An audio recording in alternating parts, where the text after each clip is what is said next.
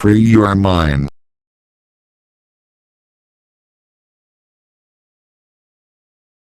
And one of the things the Prophet ﷺ said, if a culture, if fornication becomes prevalent in a culture, then prepare yourselves for the wrath of Allah. You see.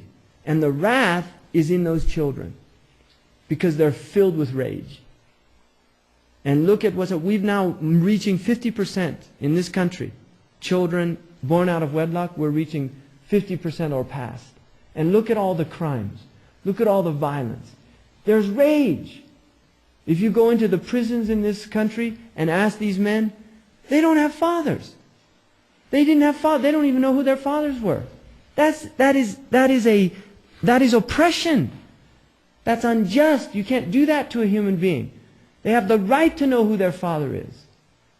And so Islam came to preserve that right through the prohibition of fornication and through the guidelines of Sharia in proper marriage. And this is why Islam recognized any marriage outside of Islam. If two people become Muslim, they do not have to renew a marital contract. Islam recognizes marriages of other deens.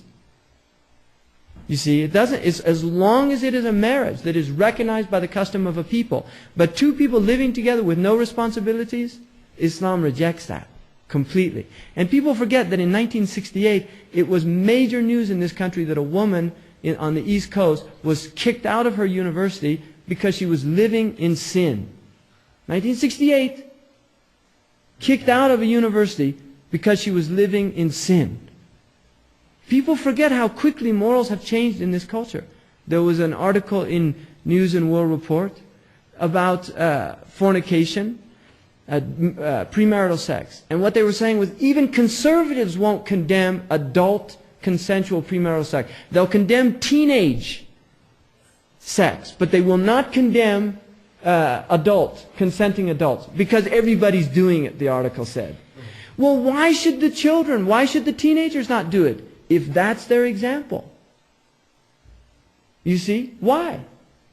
And everything in this culture is saying have fun, enjoy yourself. The media is showing it, promoting fornication. Most of the television sitcoms and the films, they don't have relationships. Marriages are usually dull and boring on television, uninteresting. It's soap operas. What's exciting is illicit relations. Really? This is what they're seeing, and this is what they're being conditioned to believe.